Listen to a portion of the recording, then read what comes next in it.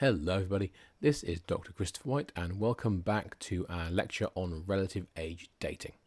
Alright, so before we go any further, let's do the code word for this lecture, and the code word is going to be block caving. I repeat, block caving. So if you're sitting there wondering what I'm talking about, go on Google. Essentially find out what it is. Block caving is brilliant. It's essentially a controlled mine collapse. It's my favorite type of mining. So, read about it. It's quite good. Anyway, so let's have a think about what we were actually discussing. So we were discussing relative age dating. Now, as you know, when we deform a rock, when we fold it, it behaves in a plastic fashion. So it's behaving in a ductile way. So typically most folds are associated with rocks which are 10 to 15 kilometers below the Earth's surface. So obviously at that point the rocks start to become a little bit pliable and they'll begin to bend rather than behave in a brittle fashion and break.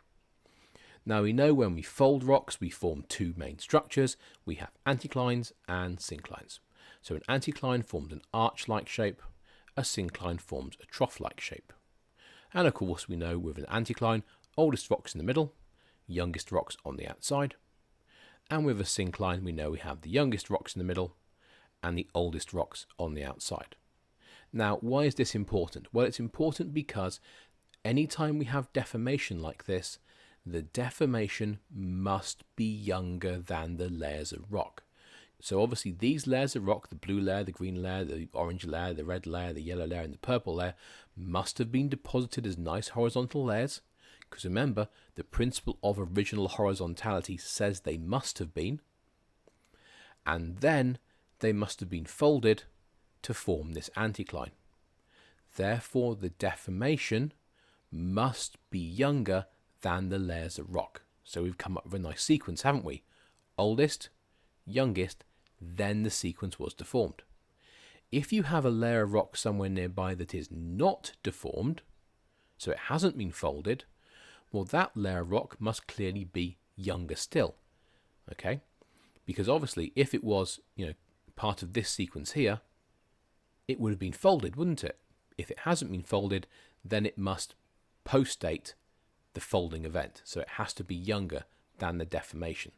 So bear that in mind. When you see rocks that are deformed, and then you have essentially a rock above it that is undeformed, well, clearly that undeformed rock must be younger than the deformation. So our sequence of events is oldest, youngest, deformation, and then if we have an undeformed layer, then that would be the youngest layer. Same goes for the syncline down here. These layers of rock must have been horizontal, they must have been folded, and so we can date the deformation because obviously it must be after the layers of rock were deposited as nice horizontal sheets. So once again, we are relatively dating our sequence, aren't we? So if we have a look at this rather interesting sequence of rocks here, now the first thing you'll notice is they have been folded and they've been folded pretty badly. So what we're going to try and do is we're going to try and follow this rusty layer right here. So okay, so it starts down here, it comes up and over, so we've got ourselves an anticline, goes down into a syncline, comes up into another anticline again, comes down into a syncline, gets a bit messy down here. So coming out the syncline on this side, then comes up into an anticline here, down into another syncline, and then we lose it off the edge of the picture. So you can see here we have ourselves 3 anticlines and a couple of synclines. And we know where the oldest and youngest rocks will be.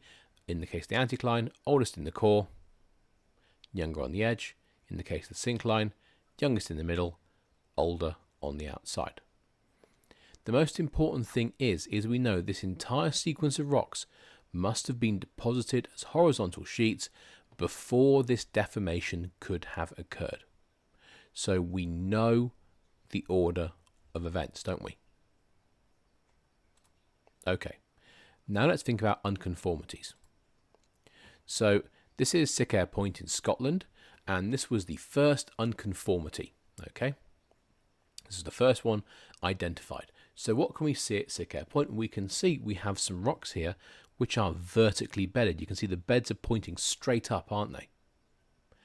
Then all of a sudden, over the top of them, we have this red sandstone here, and you can see the beds are horizontal-ish. It's been tilted slightly later on, but the beds would have been horizontal.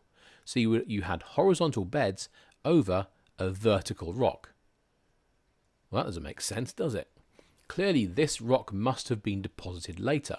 So this rock must have been deposited as a sediment, lithified as horizontal sheets, and then it must have been tilted, so the bedding was vertical, and then this layer of sandstone was deposited over the top and as nice horizontal sheets. Now, once again, we know the sandstone must be younger than this rock because it hasn't been affected by the tilting. Okay, that's very important. So therefore we know there must be a break in time, mustn't there? So the break in time is going to run there, approximately. Okay, so we know there is a break. Okay, remember, once again, this rock down here was deposited as horizontal sediment, which was lithified, forming a horizontally bedded rock. Then it was tilted. Okay, now then we know it must have been exposed, so it was on the surface of the earth for an unknown amount of time, and then the red sandstone was deposited over the top. So the contact between the two represents a period of lost time. Okay, so what does nonconformity actually represent? So let's have a look at this in the situation here. So here we have ourselves just a sequence of limestones. Limestone is a marine rock, therefore we know we must be underwater. Underwater environments, of course, as we've discussed, the rate of erosion is practically zero. So okay, so we know we get the carbonate forming, the limestone's forming, and nothing is happening to it. The layers of sediment are building up, building up, building up, and eventually down here the layers are getting lithified to form rock. So then what happens? Well, this sequence gets pushed upwards. It gets pushed above sea level. Now, when you think about it, the process of pushing a whole mass of rock above sea level is not going to be a gentle process, is it?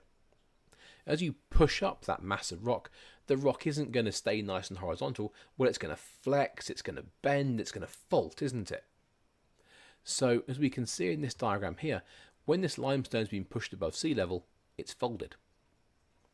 Okay, so one of the indicators of deformation and uplift, rocks being pushed upwards, is the formation of these faults. So we can see the limestone has been pushed upwards above sea level. It's been folded in that process. And then now it's above sea level, we can see it's got a couple of rivers running over the top of it, eroding and reworking the top of the limestone here. So we have erosion going on here. Okay, so it's been uplifted, it's now exposed, and therefore it's being weathered and eroded. So the top of it's being reworked.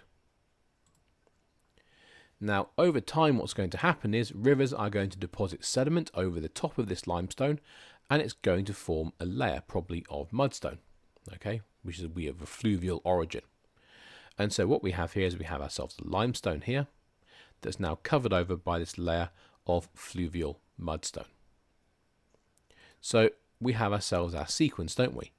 The limestone's formed, then it's uplifted, folded, then it's eroded by the rivers, and then we have this layer of fluvial mudstone being deposited over the top.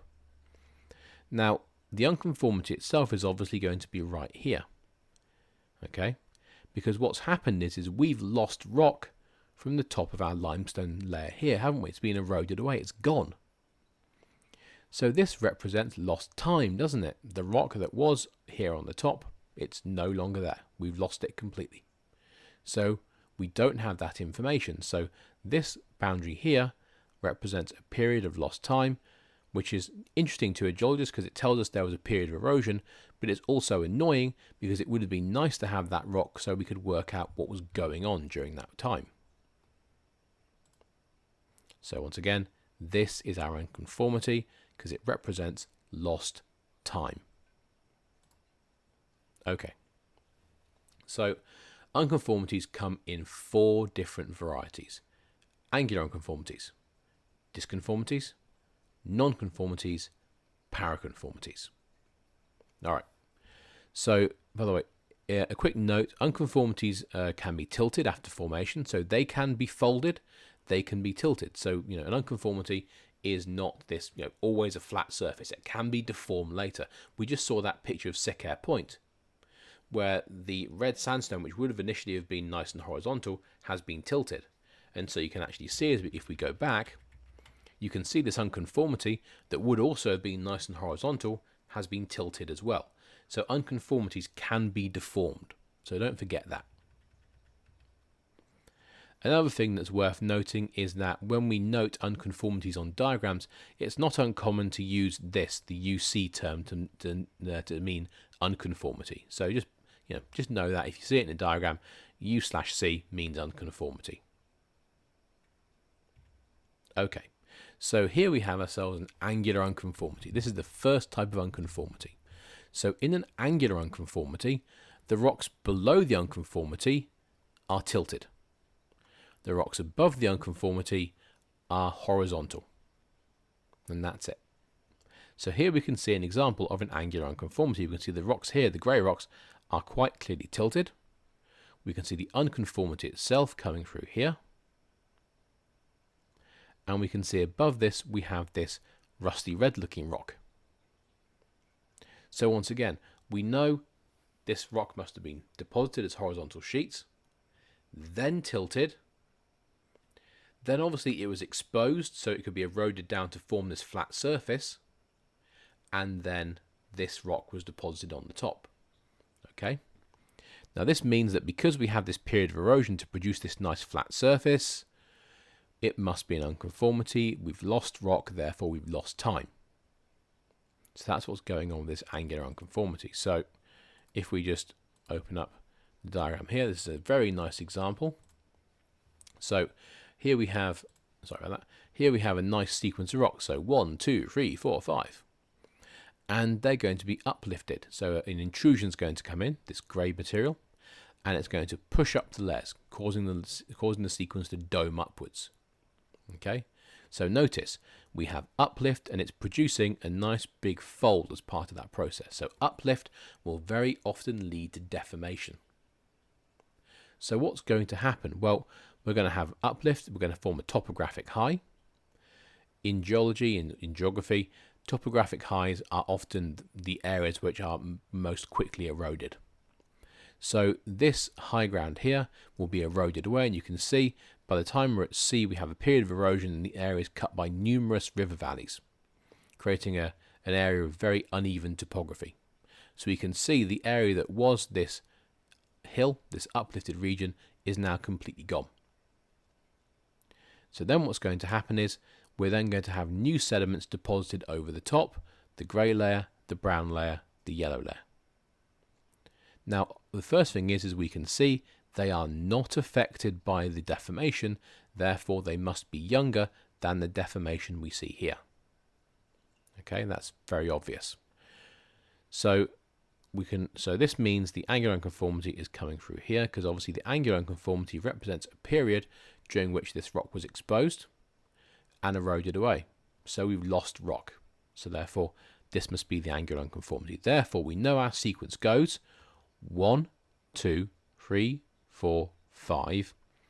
If we're being very accurate, then uplift, then the erosion producing the angular unconformity, then the grey layer, then the brown layer, then the yellow layer. That would be our complete accurate sequence. Okay. I forgot one. Let's do that again, because I made a mistake and they've also made a mistake on the diagram because they forgot the intrusion. All right, let's get this right. 1, 2, 3, 4, 5. We're happy with that. Then the intrusion, that's 6. That causes the deformation, which in theory would be 7. And then we have the period of erosion, that would be 8. And then we have the grey layer, 9, brown layer, 10, yellow layer, 11. So if we're being super accurate, that would be the full sequence of events experienced by this sequence of rocks. But the most important thing is tilted rocks below the unconformity, horizontally layered rocks above the unconformity. It's an angular unconformity. The next type of unconformity is a disconformity. So a disconformity has horizontally bedded rocks below the unconformity, horizontally bedded rocks above the unconformity. But the unconformity has topography. It's uneven. It goes up and down. It's not a nice, flat, smooth surface. It has, a bit of randomness to it. It's slightly chaotic. And that's because the surface which represents which a disconformity represents essentially is an erosional surface. So it's the surface of the earth, and it's being cut by rivers and other processes that will create lots and lots of topographic highs and topographic lows. So as you can see here, this particular disconformity, you can see it's coming across it. You can see how the disconformity drops down, then comes back up on the other side here. So how are we going to form our disconformity? Look, we're back to our limestone again. Okay, our limestone's underwater. Remember, it's underwater, therefore no erosion. Eventually, of course, our limestone gets lifted above sea level, and you can see the top of our limestone is going to become weathered. Chemical weathering, physical weathering. So that's going to produce an uneven top to our limestone, isn't it? Once again, though, because it's being weathered, we're losing rock. Therefore, we're losing time, which to a geologist is annoying. And then what's going to happen is we're going to have another layer of sediment deposited over the top. So we have a horizontally bedded sequence of sediments below the unconformity. We have our unconformity here, and then we have horizontally bedded sediments above the unconformity. But the unconformity is undulating. It has topography. It's not nice and smooth.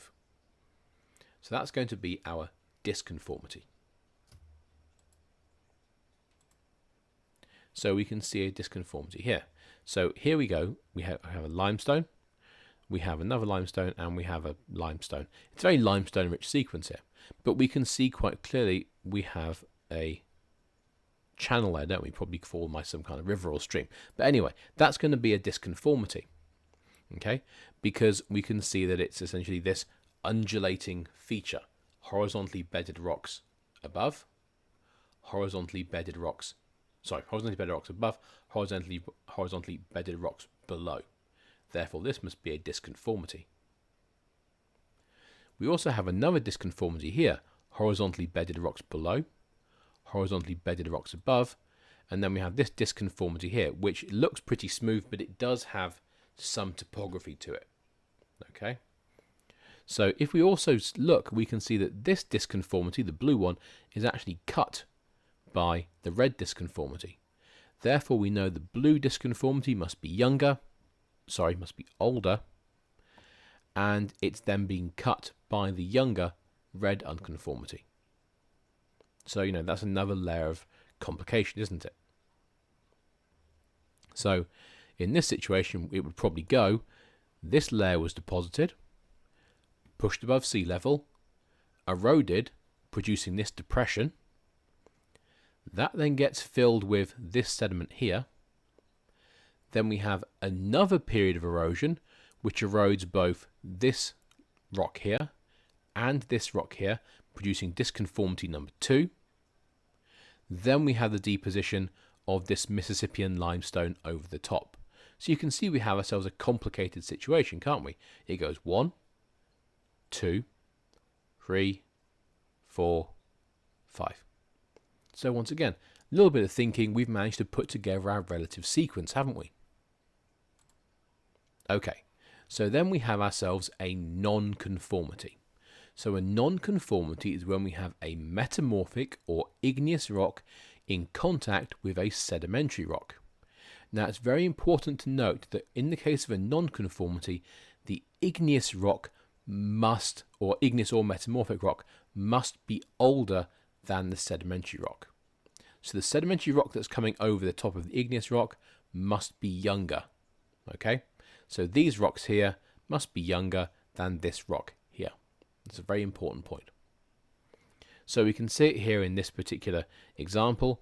We have a Precambrian gneiss down here and a Cambrian sandstone here, and we have ourselves a nice flat surface there. So we know that this surface here was an erosional surface, so we know this gneiss was exposed to the atmosphere. It was eroded for a while, and then this nice horizontally bedded sandstone was deposited directly on top. So we know this contact here, this nonconformity, represents lost time. But because what we have is we have a metamorphic rock in contact with a sedimentary rock, it's a nonconformity. So how are we going to form a nonconformity? So to begin with, we have a situation where we have an intrusion coming into a sequence of rocks. Now, important point here. The boundary between this intrusion and this sequence of rocks is not a nonconformity. The reason for that is because this granite here, this felsic magma, this red magma, is intruding and cross-cutting this sequence of rocks. Therefore, it must be younger than that sequence of rocks, mustn't it? Remember, in a nonconformity, the igneous rock and metamorphic rock must be older than the sedimentary rocks. So this cannot form a nonconformity. So what's going to happen? So our magma is going to intrude the sequence of sediments, and let's say it's just going to solidify to form a granite.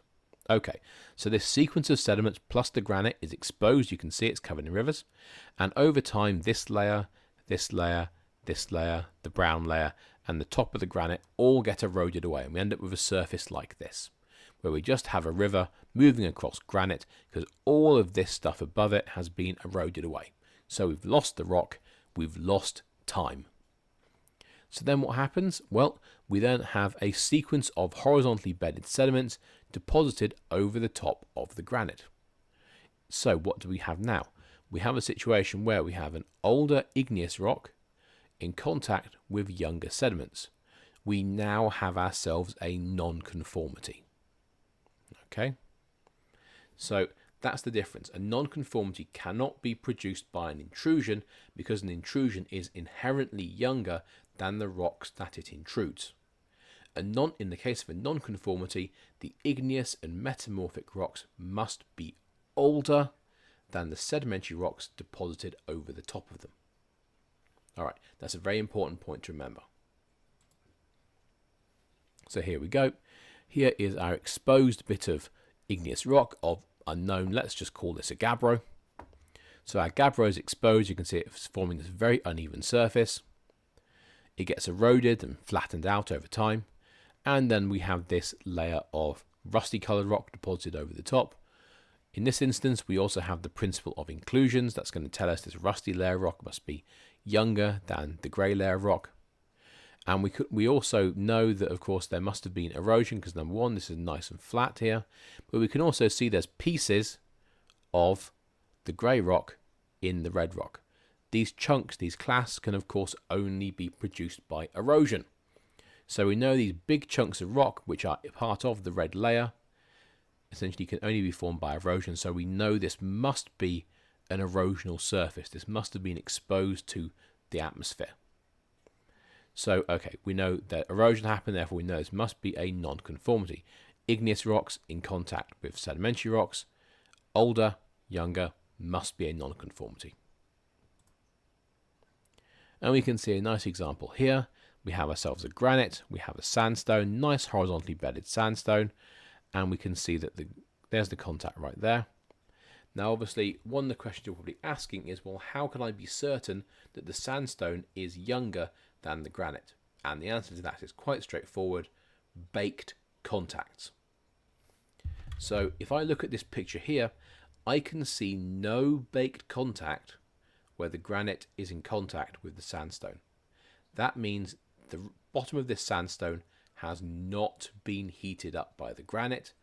Therefore, when this sandstone was deposited, this granite was cold and solid. Therefore, this sandstone must be younger than this granite. Now, I hope that makes sense to everybody, because it's a good use of the principle of contact effects, just to make sure that we know that this granite must be older than the sandstone which is covering over the top of it. Our final type of unconformity is by far and away the most annoying. It's called a paraconformity.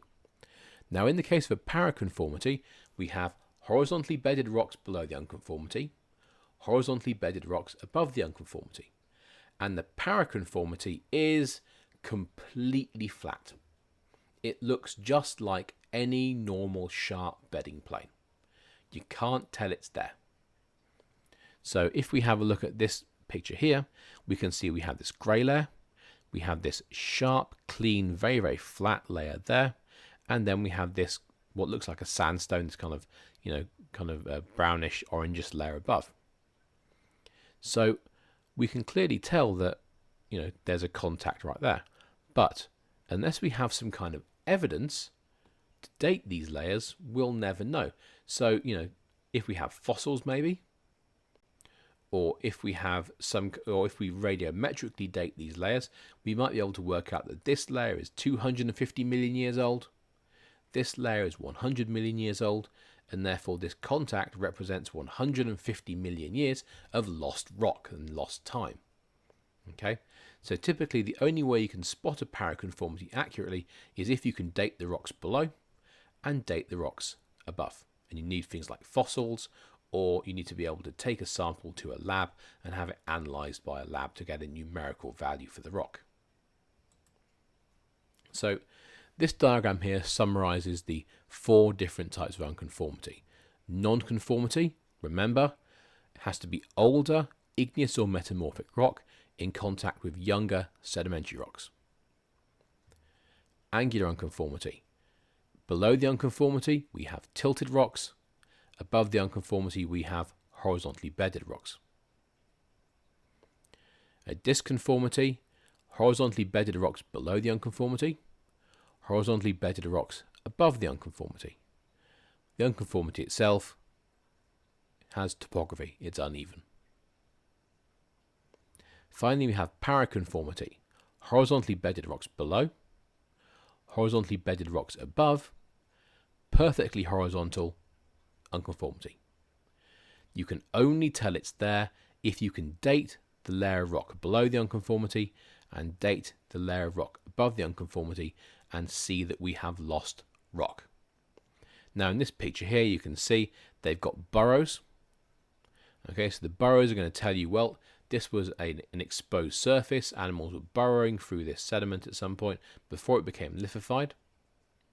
Okay, and the fact these burrows are there and the fact it's flat, well, they tell us this layer of rock essentially is covering over the top, because of course the burrows would continue into this layer of rock if this layer of rock was continuous. Okay, we can see the same thing here, so let's look at this diagram here. So here we have ourselves a granite, which is in contact with some sediments here, so we have a nonconformity coming up here.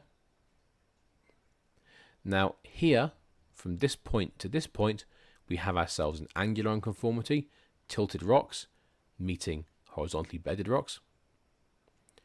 We actually still have ourselves a nonconformity right here, because we have Archean rocks, this igneous rock, in contact with this sedimentary rock, older, younger. And then we have a disconformity here, horizontally bedded rocks above, horizontally bedded rocks below, but the unconformity itself has topography. Okay, so in this instance we only have 3 of the 4 types of unconformity. Okay, so we can see the same thing here. This is the Grand Canyon. So what can we see? Well, we can see quite clearly we have the Vishnu schist and the Zoroaster granite. Now these are Precambrian rocks. Okay, they're very, very old. They're Archean in age. So then they are in contact with these upper Precambrian rocks here, these Proterozoic rocks of the Unkar group. So we have a nonconformity here, sedimentary rocks in contact with igneous and metamorphic. And we also have a nonconformity here, where we have the Vishnu schist and the Zoroaster granite in contact with the Cambrian Tapete sandstone. So we have a nonconformity there and a nonconformity here. As we continue up through the sequence, you can see we have a situation where we have these tilted Proterozoic rocks in contact with a sequence of horizontally bedded Cambrian sandstones, mudstones and limestones. So here we clearly have ourselves from this point all the way across here, we have ourselves a angular unconformity. In the case of this contact here, we can see that this contact, horizontally bedded rocks below, horizontally bedded rocks above. You can see the unconformity itself has topography. It's going up and down. Therefore, this must be a disconformity. Come up here again. Well, once again, we have the same situation. We have horizontally bedded below, horizontally bedded above, and in this case, you can see once again the unconformity has topography. It wiggles along. It's not quite as strong as this unconformity, but you can see it's still there. So once again, this is going to be a disconformity because the unconformity has some topography to it, and it has horizontally bedded rocks below and horizontally bedded rocks above. So our final challenge is to look at this block diagram here, because this is the kind of thing you're going to be presented with, and you're going to have to try and work out the sequence of events. Okay, so let's try and work out what happens. All right, well, principle of superposition, oldest rock at the bottom. So number 1 is going to be the oldest. Now we also know that number 1 must be the oldest because it is cut by number 2. Principle of cross-cutting relationships. In order for something to be cut by a fault or a dike, it must have been there beforehand. So number 1 must be the youngest, and then it's cut by number 2. Okay. Now we can then see that there is an unconformity here, can't we? Because we can see that the top of this dike coming off number 2 here has just been sliced off. It's gone. So this means that this must be an erosional surface. So essentially number 1 and number 2 have been taken above sea level, and erosion has taken place, and it's just cut off the top of this dike coming off number 2. It's leveled, it's essentially, planed off the surface. Now we know that number 4 must be the next layer of sediment because it contains pieces of rock number 1 and rock number 2. Please excuse me. So we can see these big clasts in it. So we know rock number 4 is a conglomerate. So at the moment we know it goes. Rock number 1 is cut by rock number 2. Then we have ourselves an unconformity, which is number 3. And then we have the deposition of layer of rock number 4. Okay, now we're going to superposition. Number 4 is followed by number 5, then number 6, then number 7. Okay. So then what happens? Well, then again you can see we have this layer of rock that contains lots of pieces. In this case, this layer of rock number 9 contains lots of pieces of layer of rock number 8. Okay, so we have ourselves another conglomerate, which is kind of suggesting a period of erosion, because conglomerates do sometimes mean periods of erosion. And so we know in this case we have horizontally bedded rocks below, horizontally bedded rocks above, and the unconformity itself has topography. Therefore, this must be a disconformity. So far we've gone 1, 2, 3, which is the unconformity, 4, 5, 6, 7. Disconformity is number 8, 9. Okay, so where are we going to go with 9? Well, what layer of rock is deposited over the top of number 9? The answer is the lava flow. That's going to be number 10. Now, we are also going to know that the lava flow is younger than number 9 because there will be a baked contact along the bottom of the lava flow where the lava flow is heating up number 9, producing a contact effect. So we can use that to relatively date the rocks as well. Okay, so we know that number 10 must be younger than all of this rock down here. So then what?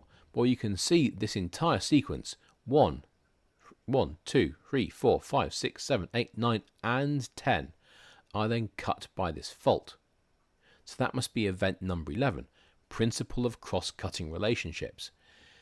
Any rock that's cut by the fault must be older than that fault, because obviously you can't cut something that isn't there.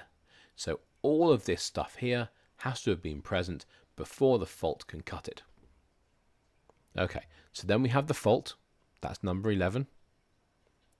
So then we have a period of well, erosion. Oh, should have pointed out, no, we have the fault, that's number 11. That will also produce the fault scarp at the surface. Now remember, we discussed fault scarps when we were looking at brittle deformation, so that's going to be deformation lecture number 2.